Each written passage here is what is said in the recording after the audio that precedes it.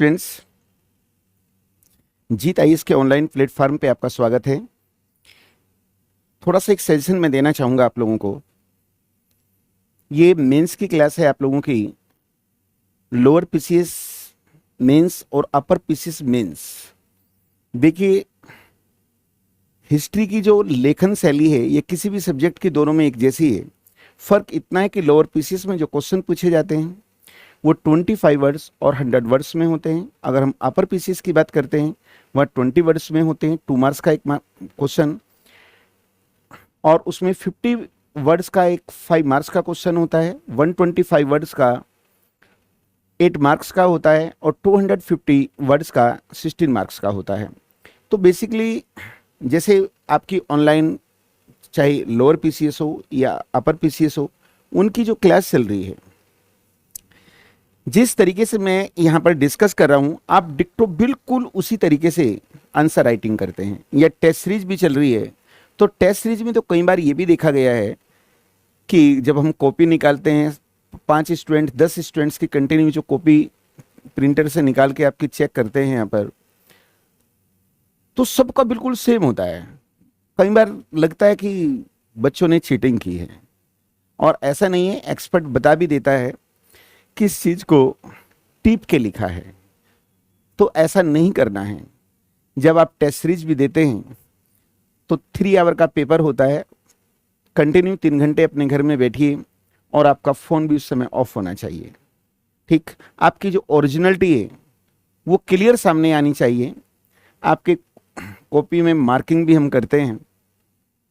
कुछ स्टूडेंट्स बहुत ज़्यादा मार्क्स ले आ रहे हैं, इतने मार्क्स आते नहीं। रीज़न क्या है? जहाँ तक मेरे 20-22 साल का एक्सपीरियंस है कि वो पेपर को 3 घंटे की जगह हो सकता है 6 आवर में लिख रहे हों, और उसमें बुक्स का मैटर या नेट का मैटर दिखाई देता है। तो प्लीज़ ऐसा नहीं करेंगे। चलो, मैं क्वेश्चन की शुरुआत करता हूँ। मौर्याज, देखिए मौर्याज अपर पीसीएस में भी ये सिलेबस है और लोअर पीसीएस में भी, लेकिन हिस्ट्री का मैं दोबारा क्लास ले रहा हूँ, तो अब हम कोई भी क्वेश्चन नहीं छोड़ रहे हैं।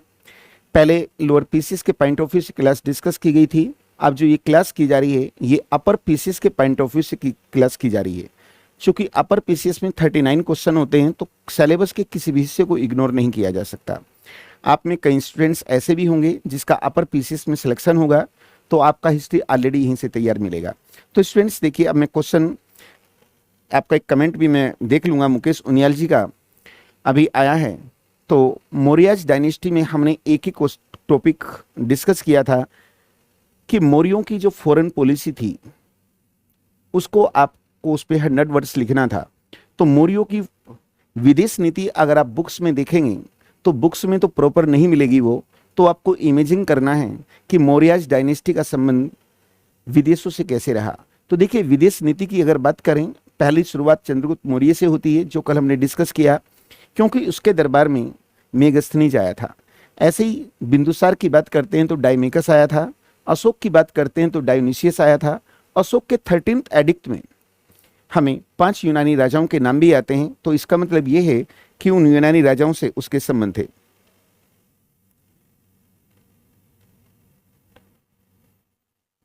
मुकेश जी, आप एक काम करिए, ठीक है? हाँ मुकेश जी, कोई बात नहीं है। आप, मुकेश जी, जैसी क्लास 9 बजे खत्म होगी, प्लीज़ आप मुझे एक बार कॉल करेंगे, ठीक है? मैं आपको यहाँ इतना समय नहीं दे पाऊंगा, वहाँ प्रॉपर मैं डिस्कस करूंगा। तो देखिए, आप देखिए 25 वर्ड्स में आप लोगों से एक क्वेश्चन पूछा जाएगा कि मौर्याज जो एम्पायर है उसकी सोर्स ऑफ इंफॉर्मेशन क्या है, यानी मौर्य साम्राज्य की जानकारी के स्रोत क्या हैं। मौर्य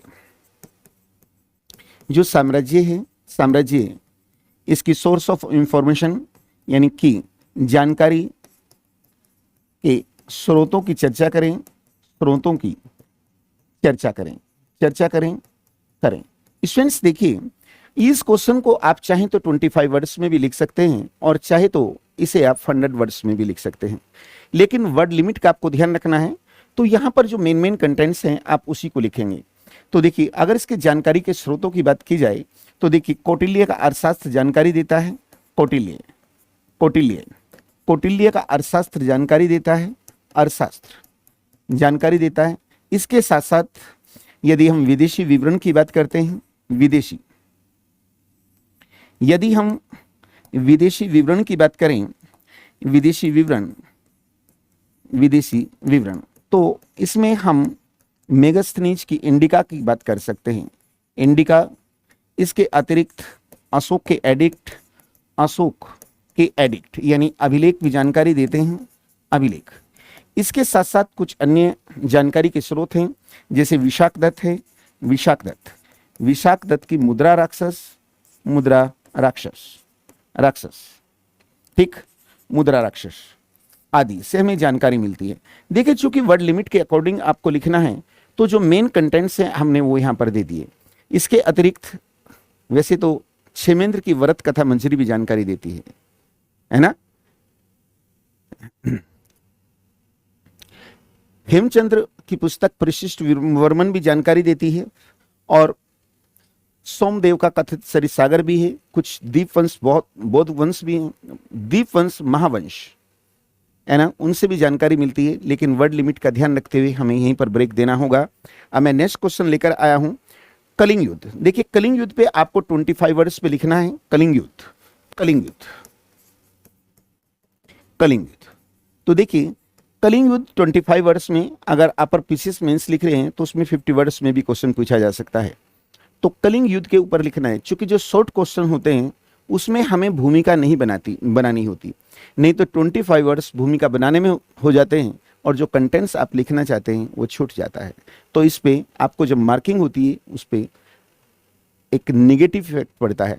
तो हम कहेंगे कलिंग युद्ध, इसकी जानकारी अशोक का 13th एडिक्ट देता है। इसमें अशोक कहता है कि मैंने अपने शासन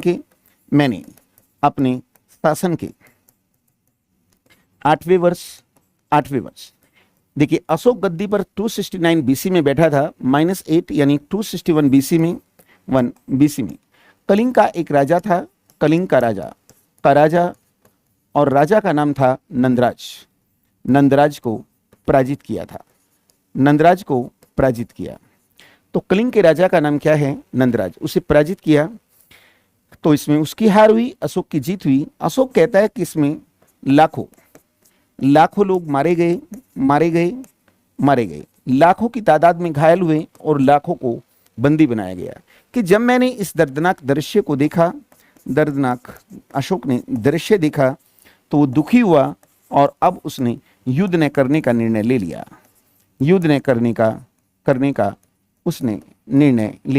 बस इतना आप लिख दीजिए, 50 वर्ड्स भी हो जाएंगे। और यही रीजन था कि अशोक ने अब बौद्ध धर्म त्याग कर शैव धर्म त्याग कर बौद्ध धर्म अपना लिया। शॉर्ट क्वेश्चन था। अब मैं 100 वर्ड्स में एक क्वेश्चन यहां पर दूंगा आपको, 100 वर्ड्स, और वो क्वेश्चन ये है कि जो मौर्याज एम्पायर उसके ज्योग्राफिकल एक्सपेंशन यानी उसके भौगोलिक विस्तार की चर्चा करें। ठीक है, हाँ नवीन जी, मैंने 50 वर्ड्स में ही ये क्वेश्चन बताया है, मीन्स उसके नहीं तो आप इसे शॉर्ट कर सकते हैं। आप लिख सकते हैं कि 13th एडिक्ट से जानकारी मिलती है कि अशोक ने 261 बीसी में कलिंग के शासक नंदराज को पराजित किया। हो गए 20 वर्ड्स। अगर 50 पूछता है तो और बढ़ा सकते हैं। ठीक, अब हम लेकर चलते हैं ये जो मौर्याज एम्पायर है इसके ज्योग्राफिकल एक्सपेंशन यानी मौर्य जो साम्राज्य के भौगोलिक विस्तार को समझाइए। भौगोलिक विस्तार को समझाइए। ये 100 वर्ड्स में क्वेश्चन पूछा जाता है। अब देखिए, अगर आपने 2017 में जो पेपर हुआ था अपर पीसीएस का, तो उसमें इंडस वैली सिविलाइजेशन के ज्योग्राफिकल एक्सपेंशन को पूछा गया है, और आज मैंने आप लोगों को एक टेस्ट सीरीज भी भेजी नहीं, कल जाएगी। बहुत प्यारा सा पेपर बनाया गया है, आप उसे देख भी सकते हैं। तो देखिए, भौगोलिक विस्तार, तो इसकी हमें भौगोलिक विस्तार अर्थात वो कहां तक फैला था, तो इसकी जानकारी हमें अशोक के एडिक्ट देते हैं, अशोक के अभिलेख देते हैं, अशोक के अभिलेखों से मिलती है। एक्चुअली में स्टूडेंट्स, अशोक ने धम्म की नीति अपनाई थी। आपने सुना भी होगा किमचु धम्मे, अर्थात अपासिनावे बहुकयाने दयादाने सचि सुशी माधवे साध्वे छे। ये धम्म का मीनिंग था, अर्थात अशोक ने अपनी प्रजा के नैतिक उत्थान के लिए जो कोड ऑफ कंडक्ट बनाया था या जो कदम उठाए थे वही धम्म था। तो धम्म का कॉन्सेप्ट बहुत ही अच्छा था, लेकिन वो कॉन्सेप्ट यदि अशोक तक सीमित रह जाए तो वो बेकार साबित होगा। तो यही रीजन था कि धम्म का प्रचार प्रसार करने के लिए अशोक ने एडिक्ट यानी अभिलेखों का सहारा लिया था।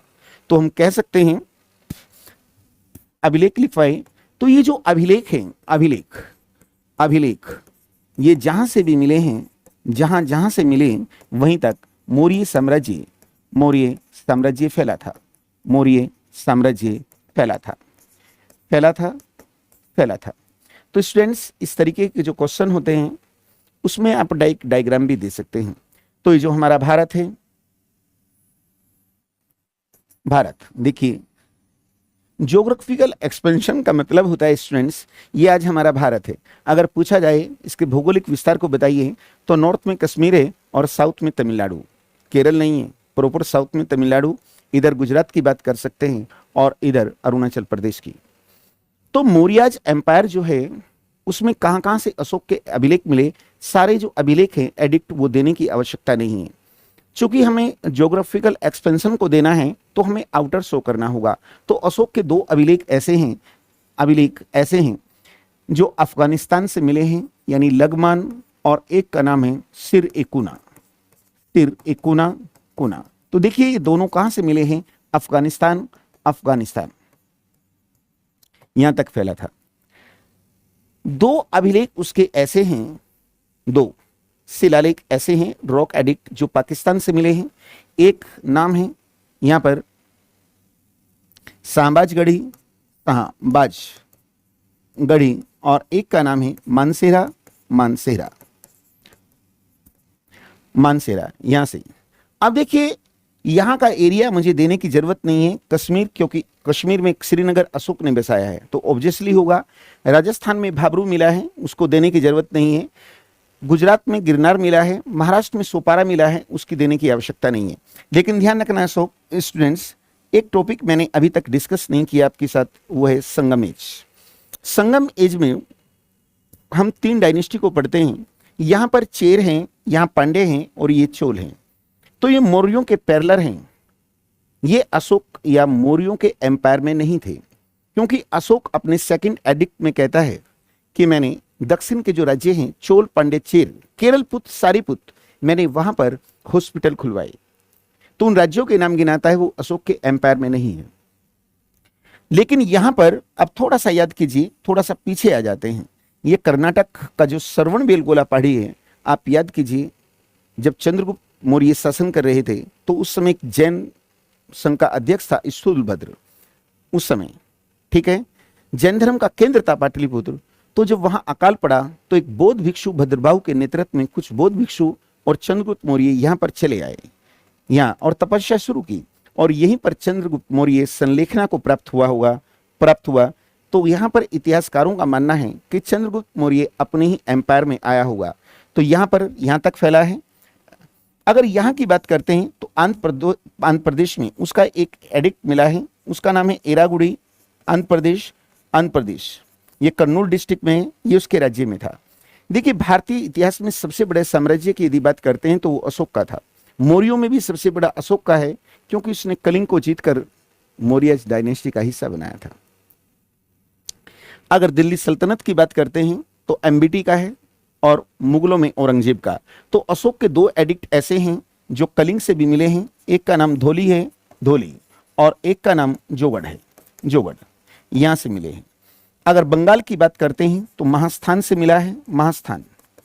यूपी में भी सागोरा मिला, लेकिन हटा देते हैं। यहां पर नेपाल है, नेपाल से लुम्बिनी, इसे रुमंदेई भी कहते हैं। और एक और भी मिला है निगली सागर। तो यहां से अशोक का जो एम्पायर था या मौर्यों का एम्पायर था, चूंकि आउटर हमने शो किया तो यहां तक एडिक्ट मिले हैं, तो इसका मतलब यहीं तक मौर्य साम्राज्य फैला था। तो ये कहां से मिले हैं, ये अफगानिस्तान, इसके साथ साथ ये पाकिस्तान है, पाकिस्तान प्लस इंडिया और प्लस हम नेपाल की बात कर सकते हैं। तो स्टूडेंट्स ये 100 वर्ड्स में आपका क्वेश्चन पूरा हो जा रहा है। उनियाल जी बिल्कुल टेंशन नहीं लेंगे, ठीक है। आफ्टर क्लास आप मुझे कॉल कीजिए, ठीक है ना। हाँ, अब आपके मैं मनीष बिष्ट जी एक बार देख लेता हूं।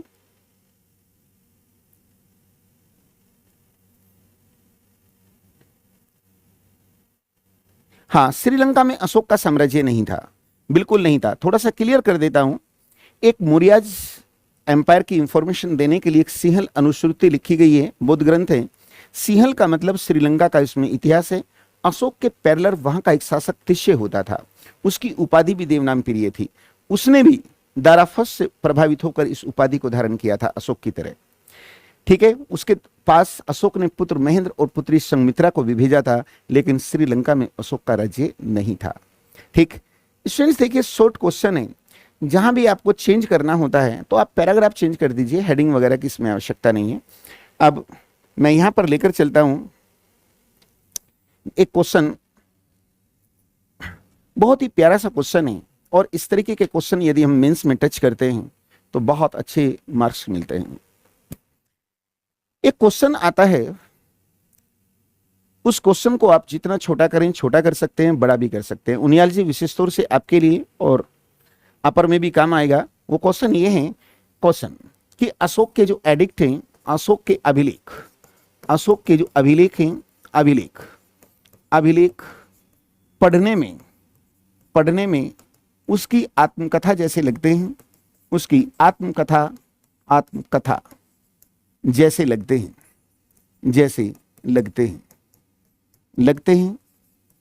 आत्मकथा यानी ऑटोबायोग्राफी, और जिस तरीके से ऑटोबायोग्राफी किसी करेक्टर के बारे में, किसी पर्सनैलिटी के बारे में पूरी डिटेल देती है ना, तो इसी तरीके से एडिक्ट भी मौर्याज एम्पायर के लिए पूरी इंफॉर्मेशन देते हैं। बहुत ही प्यारा क्वेश्चन है। क्वेश्चन ये है कि अशोक के अभिलेख पढ़ने में उसकी आत्मकथा यानी ऑटोबायोग्राफी जैसे लगते हैं, सिद्ध कीजिए। तो देखिए, ये डायरेक्ट क्वेश्चन इस तरीके के बुक्स में नहीं मिलते हैं। तो इस तरीके के जो क्वेश्चन होते हैं बेसिकली उसमें हमें इमेजिन करना होता है कि क्या लिखेंगे। तो अशोक के अभिलेखों से ऐसी कौन कौन सी इंफॉर्मेशन मिलती हैं जो उसके पढ़ने में आत्मकथा जैसे लगते हैं, तो इस पे हम चर्चा करेंगे। एक इतिहासकार हैं जिसका नाम है डी.आर. भंडारकर। देखिए, डी.आर. भंडारकर, ये वही डी.आर. भंडारकर है जिसने इंडस वैली सिविलाइजेशन की लिपि को पढ़ने का झूठा दावा किया था। इसने दावा किया था कि मैं पढ़ के दिखाऊंगा, लेकिन पढ़ नहीं पाया। तो डी.आर. भंडारकर कहता है कि मैं अशोक के अभिलेखों के आधार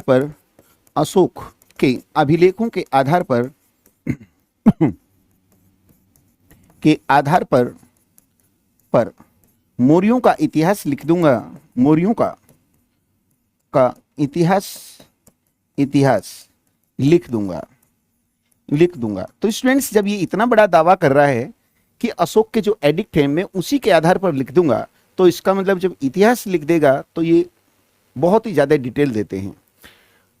चूंकि डिटेल देते हैं तो इसलिए ऑटोबायोग्राफी भी कह सकते हैं। अब वो कौन कौन सी डिटेल देते हैं उस पर हम डिस्कस करते हैं।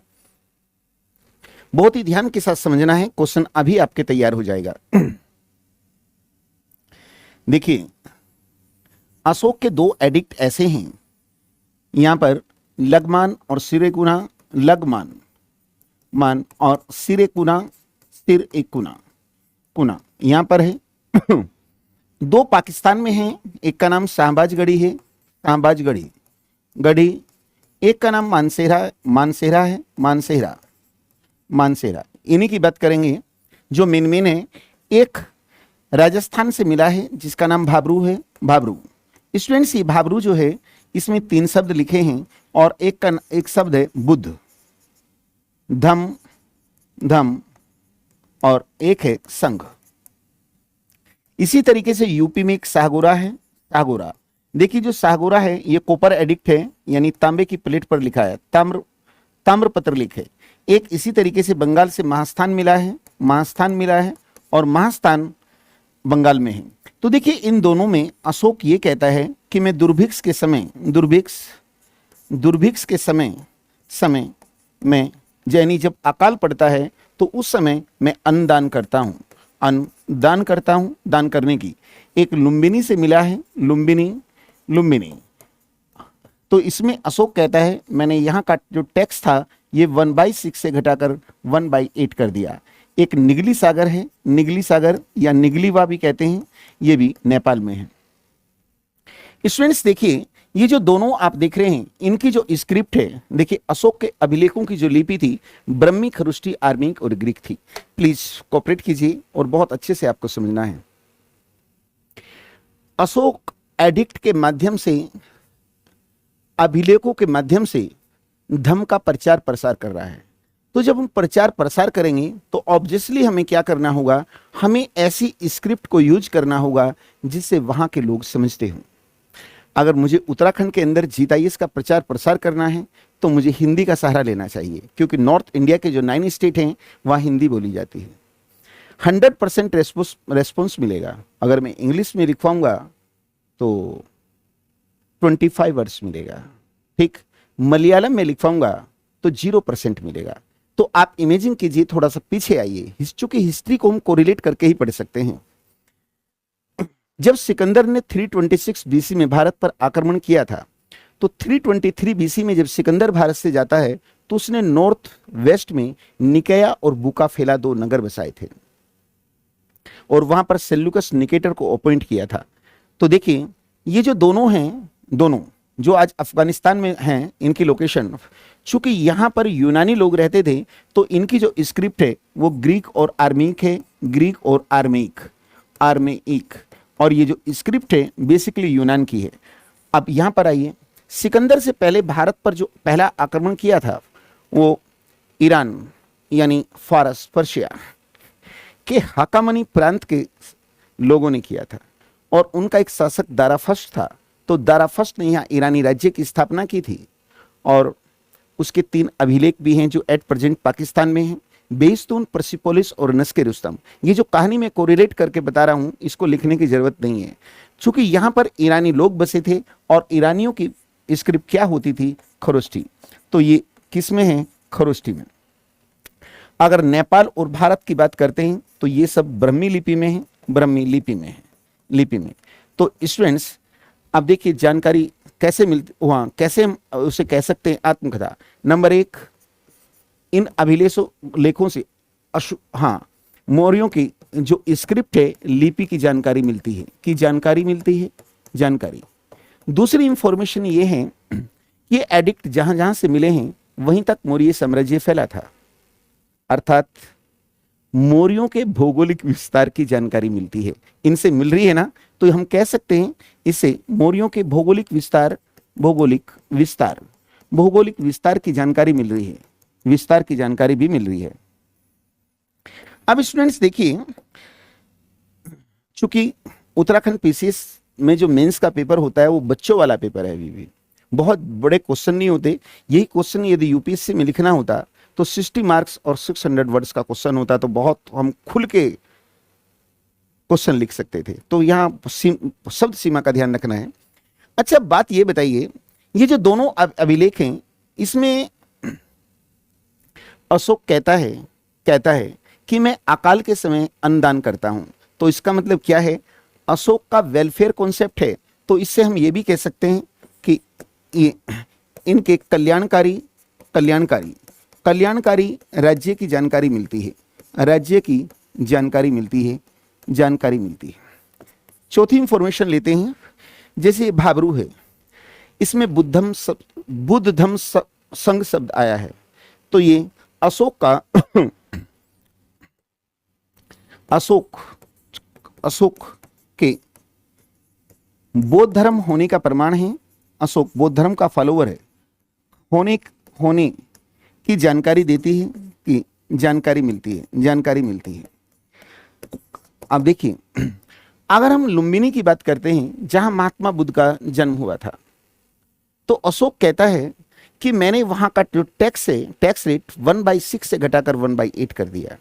निगली सागर में जो निगलीवा या निगली सागर है, इसमें अशोक कहता है कि मैंने कनक मुनि किसको इंडिकेट कर रहा है, बुद्ध को, कनक मुनि के स्तूप का आकार 2 गुना कर दिया। बुद्ध का जो स्तूप था मैंने उसे जस्ट डबल कर दिया। क्यों कर रहा है?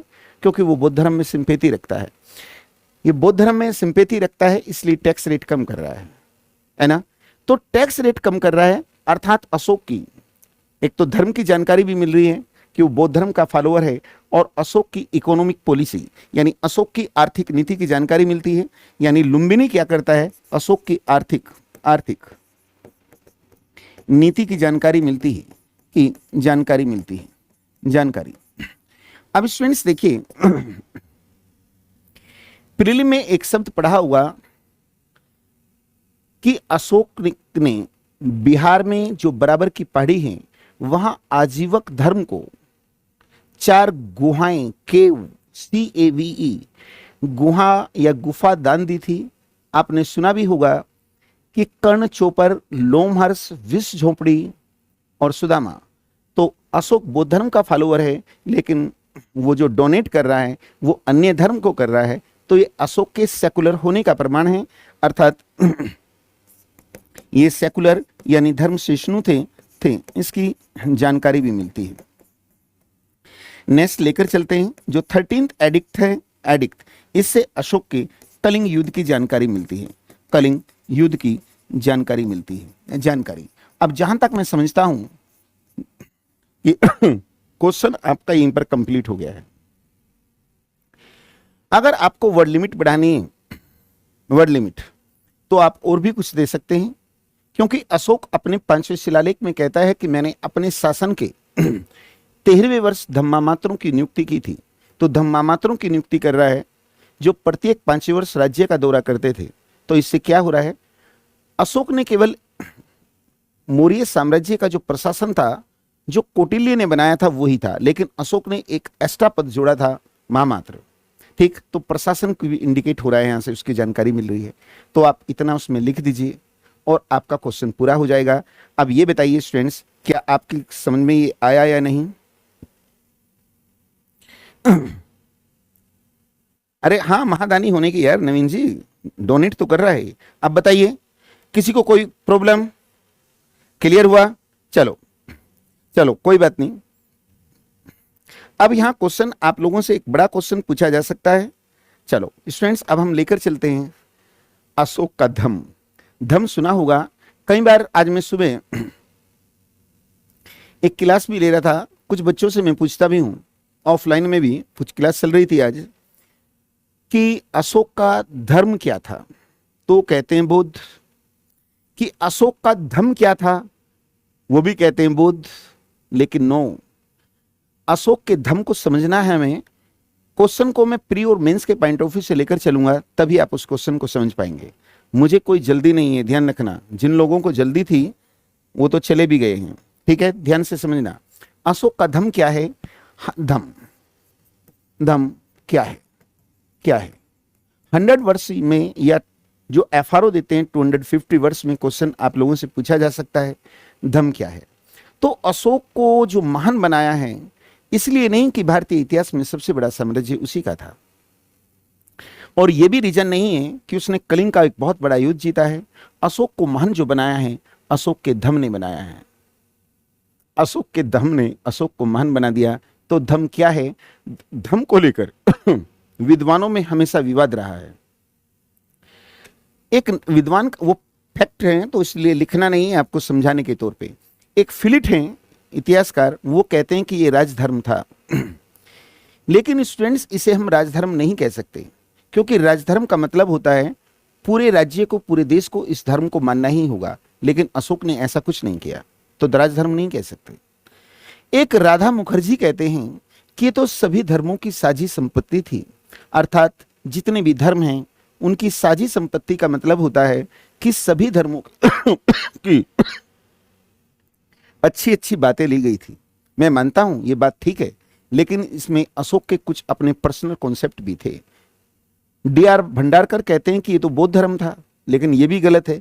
मैं मानता हूं कि अशोक के धर्म पर बौद्ध धर्म का प्रभाव अधिक पड़ा है, लेकिन पूर्ण रूप से उसे बौद्ध धर्म कहना भी सही नहीं है। रोमिला थापर कहते हैं कि ये तो अशोक का नया अनुसंधान था, नीव रिसर्च है, लेकिन इसे नीव रिसर्च भी नहीं कह सकते, इसमें कुछ कॉन्सेप्ट तो अशोक ने नए डाले हैं, लेकिन कुछ अन्य धर्मों से भी लिए गए हैं।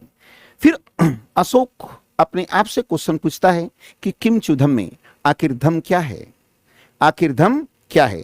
तो देखिए धम क्या है, और स्वयं उत्तर देता है और कहता है कि अपा सिनावे, अपा सिनावे, सिनावे बहु कयाने, बहु कयाने, दयादाने, दयादाने, सचे सोचिए, सचे सोचिए, माधवे, माधवे, साधवे, साधवे चय। पूरा एक ही वर्ड है पाली भाषा का। स्टूडेंट्स, एक होता है मीनिंग और एक होता है डेफिनेशन। तो यदि हम मीनिंग की बात करते हैं तो धम क्या है, अपा सिनावे, पे माने होता है पाप। तो अशोक कहता है कि पापों से दूर रहना, से दूर रहना, रहना। बहु कयाने, हमें कल्याण करना है, कल्याण, कल्याण करना है, कल्याण करना है। दया, नॉन वायलेंस यानी अहिंसा के मार्ग पर चलना है, अहिंसा के मार्ग पर चलना है। हमें दान, अभी मेरे नवीन भाई ने कहा था महादानी, वो आ जाता है, यानी हमें गरीबों को डोनेट करना है, दान करना है, करना है। सच्चे सोचिए, हमें सोच समझकर काम करना है, सोच समझकर कर हमें कार्य करना है, कार्य करना है। माधवे साधवे छे, यानी बड़ों का, बड़ों का, गुरुओं का, साधुओं का, साधु, जो साधु होते हैं साधुओं का सम्मान करना है, सम्मान करना। तो यही क्या है, धम। आप इमेजिन कीजिए, ये देखिए अशोक का धम एक ऐसा कॉन्सेप्ट था कि आज अगर उसको फॉलो कर लिया जाए तो संपूर्ण विश्व अशोक का ऋणी रहेगा। ठीक, अब देखिए वो कहता है कि हमें पापों से दूर रहना है, हमें पापों से दूर रहना है। इमेजिन कीजिए स्टूडेंट्स, पाप क्या होते हैं यार, झूठ बोलना पाप है, चोरी करना पाप है, किसी को अपमानित करना, रेप करना आदि, ये सब पाप है। अशोक कहता है कि हमें ये नहीं करना चाहिए। फिर वो कहता है कल्याण करना, हमें कल्याण करना है, किसी से ईर्ष्या नहीं करनी। फिर वो कह रहा है कि अहिंसा के मार्ग पर चलना है, हमें किसी को नहीं मारना है, नहीं मारना है, नॉन वायलेंस, अहिंसा का मार्ग चलिए। लेकिन हम लोग तो मारते हैं, जीवों की हत्या करते हैं, खाते हैं उसे, और खाने के बाद कहते हैं यार बहुत नमक डाल दिया मुर्गे में, यार मजा नहीं आया। भाई तुझे मजा नहीं आया, मरने वाले की जान चली गई, तो क्या इस शोभनीय है? तो हमें ऐसा नहीं करना चाहिए।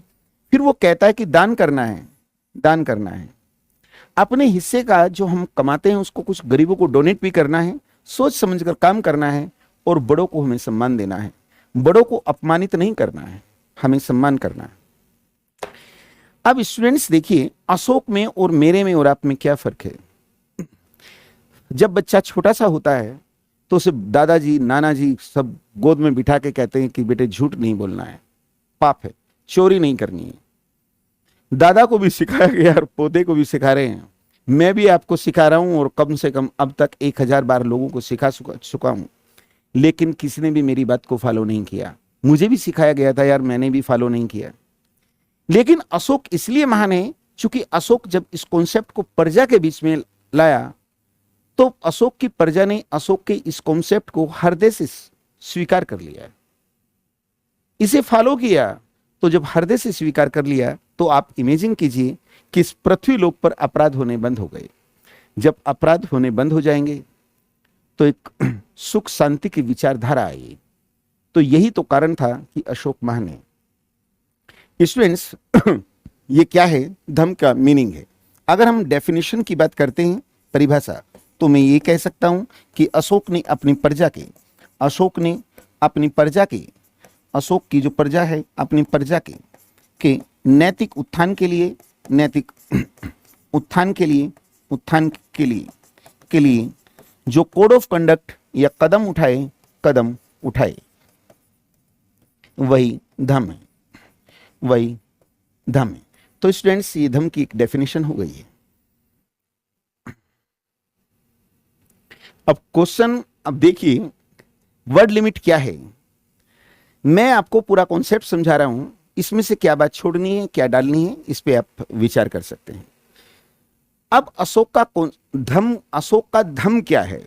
100 वर्ड्स में आएंगे तो यहीं तक आपके 100 वर्ड्स पूरे हो जाते हैं। अब इसी को वो पूछ सकता है आपसे एक नया क्वेश्चन कि अशोक के अभिलेखों की व्याख्या कीजिए। ठीक। अभिलेखों की व्याख्या कीजिए। या अभिलेख आपसे नहीं भी पूछे जा रहे हैं, अशोक का धर्म क्या है इसकी विस्तृत व्याख्या कीजिए, तो भी आपको अभिलेख लिखने होंगे। क्यों? क्योंकि अशोक का धम्म ये कॉन्सेप्ट तो बहुत अच्छा है, यदि ये कॉन्सेप्ट अशोक तक ही सीमित रह जाए तो ये कॉन्सेप्ट बिल्कुल बेकार साबित हो जाएगा। तो लोगों को इसका बेनिफिट तभी मिलेगा जब ये संदेश लोगों तक पहुंचेगा। तो अशोक ने इस धम्म के प्रचार प्रसार के लिए अशोक ने अब अभिलेखों का सहारा लिया, एडिक्ट, अभिलेखों का सहारा लिया, अभिलेखों का इसने सहारा लिया है, सहारा लिया। अब अभिलेख, एडिक्ट, एडिक्ट स्टूडेंट्स, एडिक्ट होता क्या है? एडिक्ट का मतलब होता है लिखा होना। अब कौन कौन से एडिक्ट हो सकते हैं? एक हो सकता है शिलालेख, शिलालेख यानी rock edict, rock edict, rock edict. एक होता है स्तंभलेख, स्तंभलेख, इसे कहते हैं pillar addict, pillar addict, addict. एक होता है गुहालेख, गुहालेख, गुहालेख, इसे कहते हैं केव एडिक्ट। और एक होता है ताम्रपत्र लेख, ताम्रपत्र लेख, इसे कहते हैं कॉपर एडिक्ट, कॉपर एडिक्ट। अब इमेजिन कीजिए, अगर हम उत्तराखंड के कालसी से शिलालेख की बात करते हैं तो कालसी में ध्यान रखना शिलालेख है। अब जहां जहां पर्वतीय क्षेत्र है तो वहां अशोक ने शिलालेख लिखवाए। शिलालेख, अब थोड़ा सा और इमेजिन कीजिए, उत्तराखंड के संदर्भ में देखते हैं तो काठगोदाम के बाद पहाड़ शुरू हो जाता है, गांव में भी पहाड़ है। तो जहां गांव में वो पहाड़ है वहां पर रॉक एडिक्ट नहीं लिखवाए, पब्लिक प्लेस पे लिखवाने का प्रयास किया। पब्लिक प्लेस यानी जहां से लोग ज्यादा गुजरते हैं वहां पर धम्म के संदेश को लिखा गया, चूंकि इसे अधिक से अधिक लोग पढ़ेंगे और इसका लाभ होगा। जैसे हम नैनीताल जाते हैं तो झूलीकोट में एक तरफ खाई है, फिर सड़क है, फिर पहाड़ी है, तो उस पहाड़ी को काट कर लिखवा दिया गया। हमारी सरकार ने कुछ संदेश लिखे हैं सरकारी, जैसे वन और वन्य जीवों की रक्षा करें, पल्स पोलियो ड्रॉप के बारे में दे दिया गया, फैमिली प्लानिंग का प्रचार प्रसार किया गया, है ना। तो इस तरीके से शिलालेख लिखवाए गए। लेकिन आप ही बताइए, क्या संपूर्ण भारत में शिला है? नहीं है। तो जहां शिला नहीं थी वहां पिलर एडिक्ट लिखवाए गए। अगर हम केव एडिक्ट की बात करते हैं तो मेंस में फैक्चुअल देना जरूरी नहीं है। अगर हम अशोक की बात करें, मैं एग्जांपल दे चुका हूं कि अशोक ने आजीविकों को 3 गुफाएं दान दी थी। कहां? बिहार में, बराबर की पहाड़ियों में। उनके नाम पिछले साल आईएएस प्रीलिम में पूछे गए थे, कर्णचोपर, लोमहर्ष, सुदामा और विष झोंपड़ी। ऐसे ही अशोक का एक पुत्र था जिसका नाम दशरथ था, उसने भी बिहार में नागार्जुन की पहाड़ियों में आजीविकों को 3 गुफाएं दान दी थी और उनके नाम थे वायिका, वर्दिक एंड गोपी। लेकिन इतनी लिखने की जरूरत नहीं है, अभिलेखों का नाम दे सकते हैं। कॉपर एडिक्ट एक ही है, यूपी के गोरखपुर में शाहगुरा। अब स्टूडेंट्स, अगर हम स्तंभलेख की बात करते हैं, वो कह सकता है कि अशोक के स्तंभलेख की क्या विशेषता है, या अशोक का जो सारनाथ स्तंभलेख है वो एक शॉर्ट नोट आप लोगों से पूछा जा सकता है। अब देखिए, मैं पूरा डिटेल में कर रहा हूं, माफी चाहता हूं। आप कंटेंट्स उम्मीद करूंगा क्योंकि आप मेंस लिख रहे हैं, बहुत ही बुद्धिजीवी लोगों से आज मेरी बात हो रही है, तो आप मैं एक बार कमेंट्स भी देख लेता हूं। आपा सिनावे बहु कयाने दयादाने सचे सोचिए माधवी साध्वी छे। आपने एक वर्ड छोड़ दिया है नवीन जी। चलो, अगर हम हाँ देखिए, इनकी विशेषता ये है कि जो चुनार हैं, चुनार बनारस के पास है यूपी में, और मथुरा, मथुरा की जो पहाड़ी है, पहाड़ी से लाए गए लाल बलुआ पत्थर, लाल बलुआ पत्थर, बलुआ पत्थर द्वारा ये निर्मित हैं, निर्मित है, निर्मित है। और ये मोनोलिथिक है। मोनोलिथिक का मतलब होता है एकाश्मक है, एकाश्मक, एकाश्मक। ये इसकी विशेषता है। इनका बेस चौड़ा है, आधार चौड़ा है, ऊपर की तरफ पतले होते चले गए हैं। अगर हम सारनाथ के ऊपर आपसे 25 वर्ड्स में पूछता है कि सारनाथ के बारे में बताइए, सारनाथ, तो देखिए स्टूडेंट्स, ये सारनाथ वाला है, सारनाथ। तो इस सारनाथ वाले की विशेषता ये है, इसका बेस चौड़ा है, ऊपर की तरफ पतला है, इस पे 4 जो शेर हैं लायन, ये पीठ सटाए बैठे हैं, इसके नीचे होल है, होल HOEL। ध्यान रखना है जब कोई लिखनी है तो आप प्रॉपर सिस्टम से लिखेंगे तो बेहतर रेस्पॉन्स मिलता है। यानी यहां पर 4 पशुओं को दौड़ते हुए दिखाया गया है, यहां पर 4 पशुओं को क्रम में दौड़ते हुए दिखाया गया है, whole horse ox elephant and lion. इसके नीचे यहां पर हंस को दाना चुगते हुए दिखाया गया है और यहां सत्यमेव जयते लिखा है, सत्यमेव जयते, जयते यानी सत्य की जीत होती है। अब स्टूडेंट्स, अशोक के शिलालेख और स्तंभलेखों पे यदि हम चर्चा करते हैं, चलो आप ये बताइए, आपको क्लास समझ में आ रही है? किसी को कोई प्रॉब्लम? मैं 1 सेकंड का पानी पी रहा हूं तो आपको टाइम दे रहा हूं, प्लीज।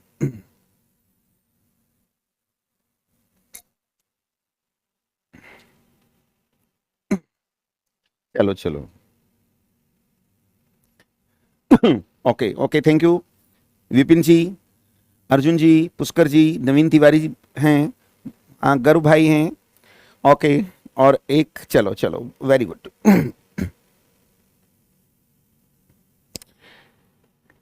नवीन तिवारी जी,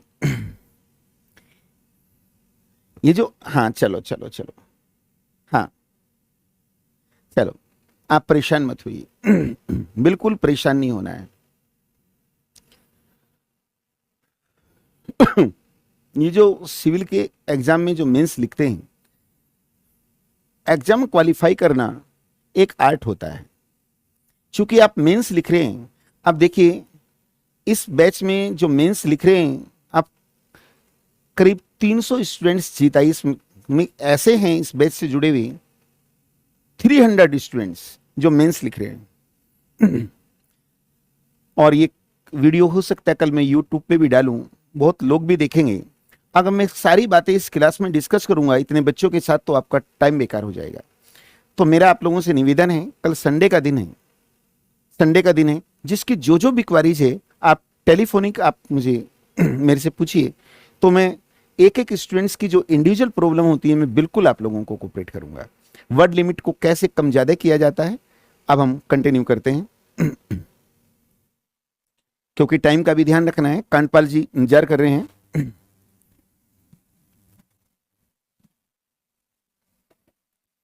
तो देखिए, अगर शिलालेखों की बात करते हैं तो बेसिकली 14 है।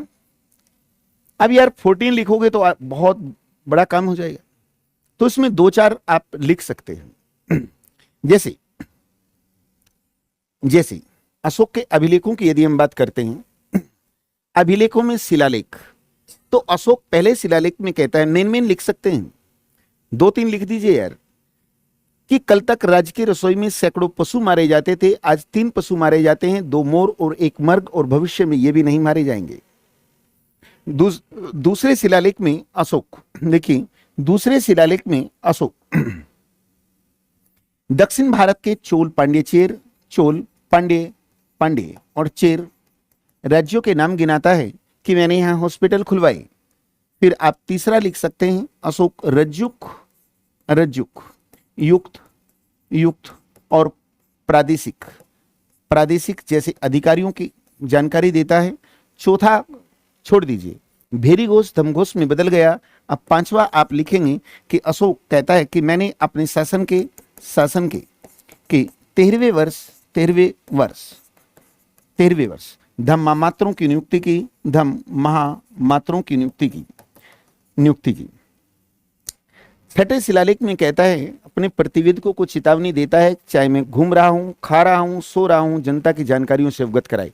मैं सारे छोड़ देता हूं, एक 13th लिख दीजिए, इसमें कलिंग युद्ध की जानकारी देता है, कलिंग युद्ध की जानकारी देता है। इसमें 5 यूनानी राजाओं के नाम गिनाता है, यूनानी राजाओं के नाम गिनाता है।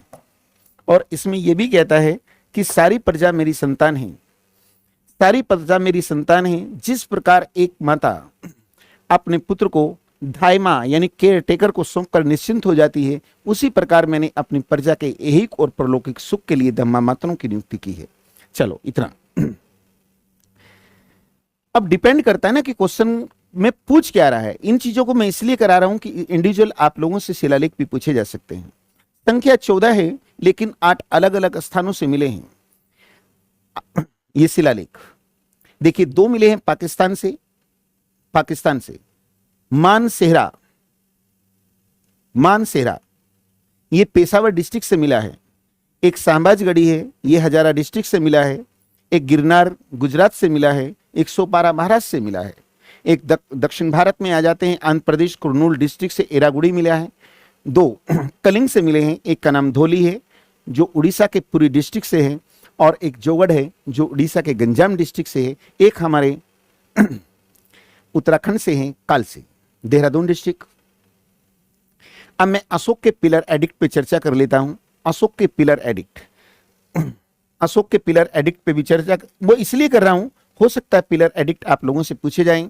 अस्थम लेख, अशोक के अस्थम लेख की चर्चा करें तो देखिए स्टूडेंट्स, इनकी संख्या 6 है, और इन सभी में 6 बातें लिखी हैं, लेकिन एक ऐसा है जिसमें 7 बात लिखी हैं। नंबर 1 दिल्ली टोपरा। ये जो दिल्ली टोपरा है, टोपरा इसे खिजराबाद भी कहते हैं, सहारनपुर में था। एक्चुअली में सहारनपुर में था, और इसे एफटी फिरोज तुगलक ने इसे दिल्ली में शिफ्ट किया है।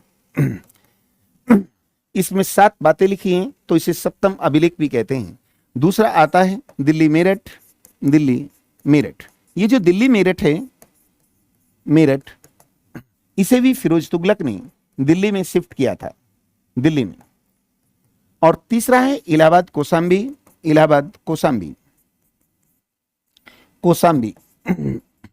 स्टूडेंट्स, ये जो इलाहाबाद कोसांबी है, इसे जहांगीर ने इसे इलाहाबाद में शिफ्ट किया है। जहांगीर ने शिफ्ट किया है, इस पे थोड़ी चर्चा कर लेते हैं। इसे रानी का अभिलेख कहते हैं, रानी का अभिलेख भी कहते हैं। अभिलेख एक्चुअली में अशोक की एक रानी थी जिसका नाम कोरुवाकी था, तो उसमें कोरुवाकी डोनेट कर रही है। इसमें अशोक के एक पुत्र तिवर का भी नाम आया है। आगे आपको मैं डिस्कस करूंगा, जब गुप्ताज की सोर्स ऑफ इंफॉर्मेशन की बात करेंगे, तो गुप्तों में समुद्रगुप्त की जानकारी हरिशेन जो उसका सचिव और संधि विग्रह था, उसकी प्रयाग प्रशस्ति से मिलती है ना। तो प्रयाग प्रशस्ति जो है उस पे इसी के ऊपर हरिसेन ने लिखा है, इसी के ऊपर जहांगीर के समय लिखा गया। और एक बार तो यूपीएससी में यार ऐसा भी क्वेश्चन पूछ लिया गया कि अशोक के समय इसका राइटर कौन था। तो देखिए आप, मुझे नहीं लगता कि आपने वो पढ़ा होगा, कहीं मिला ही नहीं होगा, लेकिन मैं बता देता हूं, चापड़ उसका राइटर था। चौथा हम लेकर चलते हैं, वो देखिए लोरिया नंदनगढ़,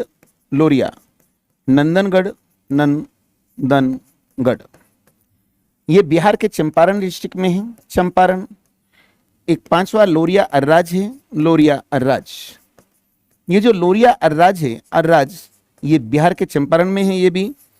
और एक रामपुरवा है, स्टूडेंट्स रामपुरवा, ये बिहार के बेतिया डिस्ट्रिक्ट में है, और इसकी विशेषता ये है कि इसके ऊपर एक नाटाबेल बना है। तो अशोक का धम्म और उसके एडिक्ट पे हमने यहाँ चर्चा की है। अब मैं नेक्स्ट देखता हूं, क्योंकि मैं क्वेश्चन लिख के लाता हूं, कोई छूट ना जाए। अब हम लेकर चलते हैं यहां पर मौर्य प्रशासन की विशेषताएं क्या थी। ये 25 वर्ड्स में भी आपसे पूछा जा सकता है, और भगवान करे कि आप मेंस लिखें यहाँ पर पीसीएस का, तो वहां 50 वर्ड में भी ये क्वेश्चन पूछा जा सकता है। मौर्य प्रशासन की विशेषताएं क्या थी। अभी हमारे पास 8-9 मिनट हैं, छोटा क्वेश्चन मैंने इसलिए उठाया है। मौर्य प्रशासन की विशेषता, characteristic of Mauryas administration. Maurya प्रशासन की विशेषता स्टूडेंट्स हम डायरेक्ट लेकर आएंगे, चूंकि छोटा क्वेश्चन है।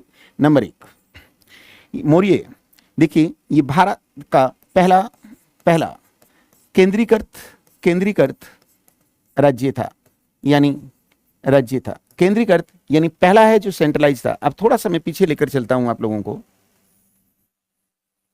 600 बीसी में एक सेकंड अर्बन रिवॉल्यूशन आई थी, जिसमें 16 महाजनपद बने थे इस तरीके से, अर्थात भारत उस समय क्या था, डिसेंट्रलाइज था। लेकिन मौर्य डायनेस्टी एक ऐसी है जिन्होंने भारत को पहली बार सेंट्रलाइज किया है। तो भारत का पहला सेंट्रलाइज था। दूसरी विशेषता ये है कि कल्याणकारी था, कल्याणकारी कल्याणकारी यानी वेलफेयर कॉन्सेप्ट के साथ था। स्टूडेंट्स देखिए वेलफेयर क्यों है, क्योंकि अशोक दूसरे शिलालेख में कहता है कि मैंने हॉस्पिटल खुलवाए।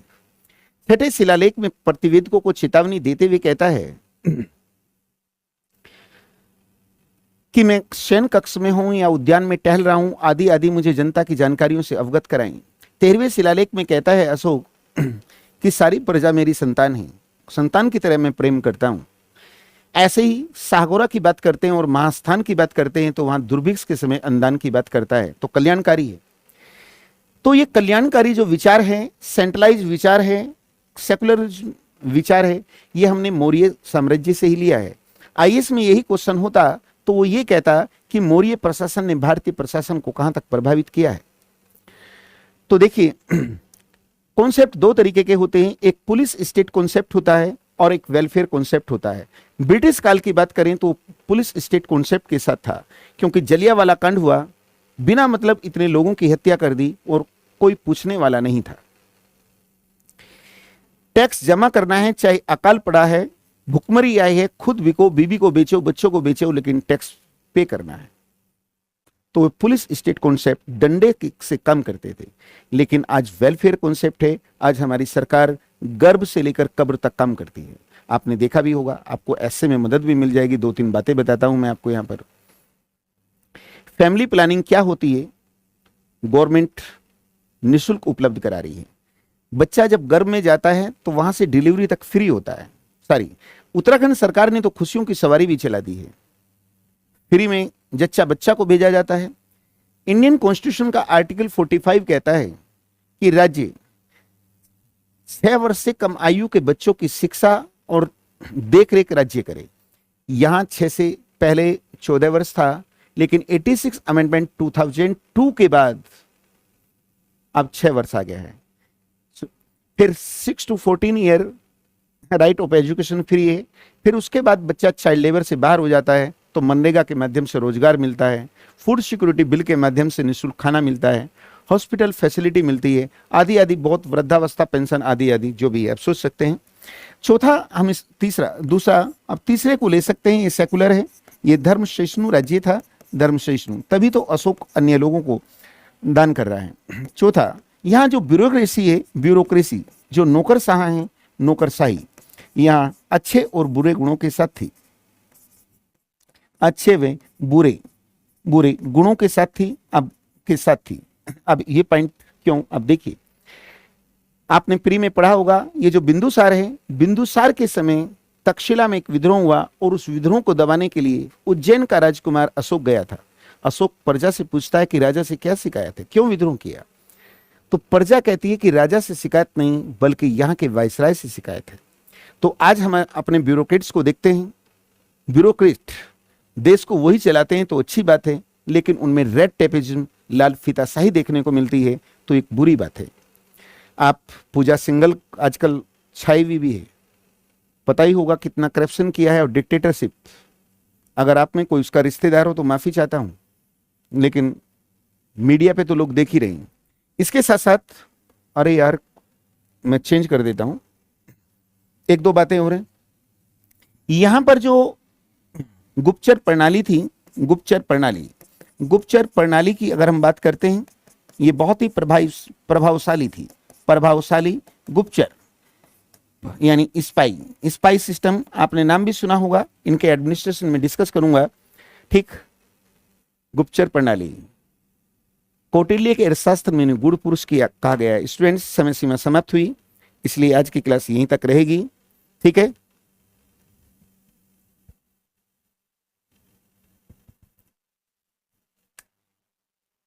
चलो बेटे, चलो, मेरी ओर से आप लोगों को शुभकामनाएं।